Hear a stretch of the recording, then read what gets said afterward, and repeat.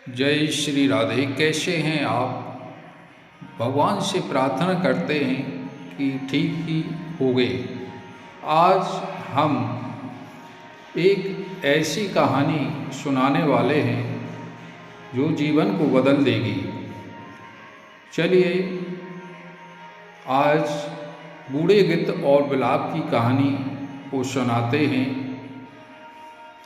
एक पहाड़ पर बरगद का पेड़ था जिसकी खो में एक बूढ़ा गिद्ध रहता था। बूढ़ा गिद्ध आँखों से अंधा था। उसी पेड़ पर बहुत सारे पक्षियों के घोंसले बने हुए थे, जहाँ पर पक्षी अपने बच्चों के साथ रहते थे। सभी पक्षियों में एकता थी। बूढ़ा गिद्ध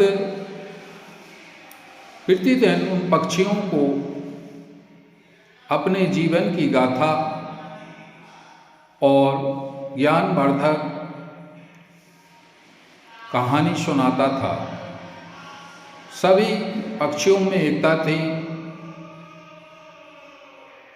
बूढ़ा गिद्ध ज्ञानी था। सभी पक्षी दिन में निकल जाते थे चुनने के लिए, और जब शाम को आते थे तो अपने पक्षियों के साथ रहकर रात निकालते थे। बूढ़ा गिद्ध प्रतिदिन पक्षियों को कहानी सुनाता था अपने जीवन की। एक दिन क्या हुआ, उस पेड़ पर एक बिलाव अचानक आ गया। बूढ़ा गिद्ध खोल में बैठा हुआ था। उसको मालूम लग गया कि कोई पेड़ पर आ गया है। बूढ़ा गिद्ध अंधा था, देख नहीं पाता था, तो उसने आवाज़ दी, कौन है? पेड़ पर कौन चढ़ आया है? तो बिलाव ने कहा, मैं बिलाव हूँ। गिद्ध समझ गया कि यह हिंसक प्रवृत्ति का है, बच्चों को खाने के लिए आया होगा। तो वो बूढ़े गिद्ध ने उसको मना किया कि नीचे उतर जाओ। फिर भी वह नहीं माना, क्योंकि बिलाव को नहीं था मालूम कि बूढ़ा गिद्ध अंधा है, वह देख नहीं पाता है। तो बूढ़े गिद्ध ने अपनी बुद्धि से काम लिया और उसको तेज आवाज़ में नीचे उतरने के लिए कहा। तो बिलाव ने कहा, गिद्ध महाराज, अब मैं हिंसक नहीं हूँ, ना पक्षियों को खाता हूँ।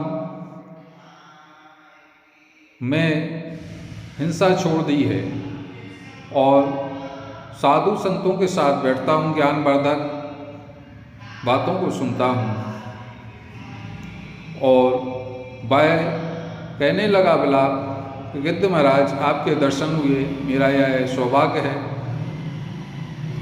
आप मुझे कुछ ज्ञानवर्धक बातें या कहानी बताएं।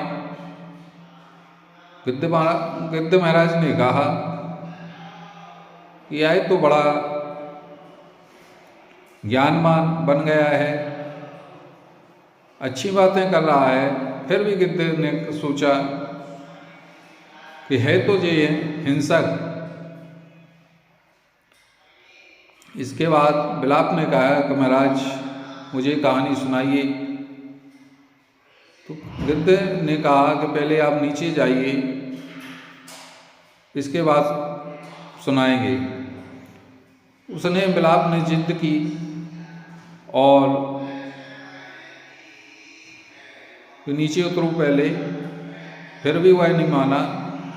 तो गिद्ध ने कहा कि जब पक्षी आएंगे तो वो देखकर क्रोधित होंगे।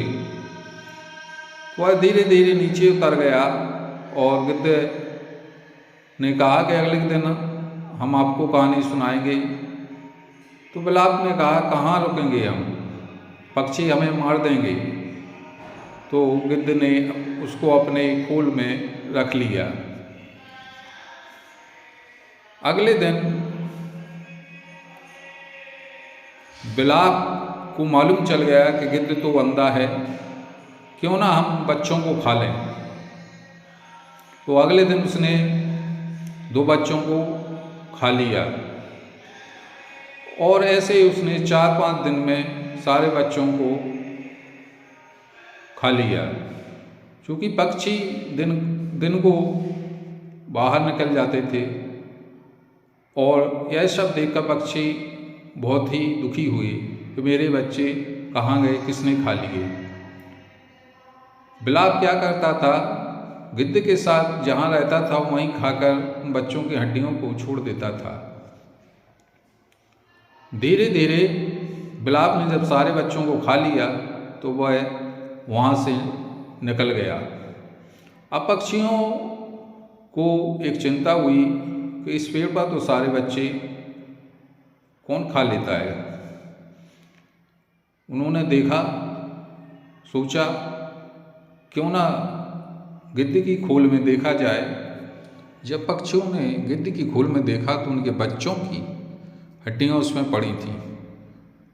तो जब सभी पक्षियों के यह बात मालूम चली कि गिद्ध ने ही हमारे बच्चों को खा लिया है, तो वह गिद्ध पर बहुत क्रोधित हुए और उन्होंने अपनी सभी पक्षियों ने चोंचों से उस गिद्ध को मार दिया। इस कहानी की सच्चाई यही है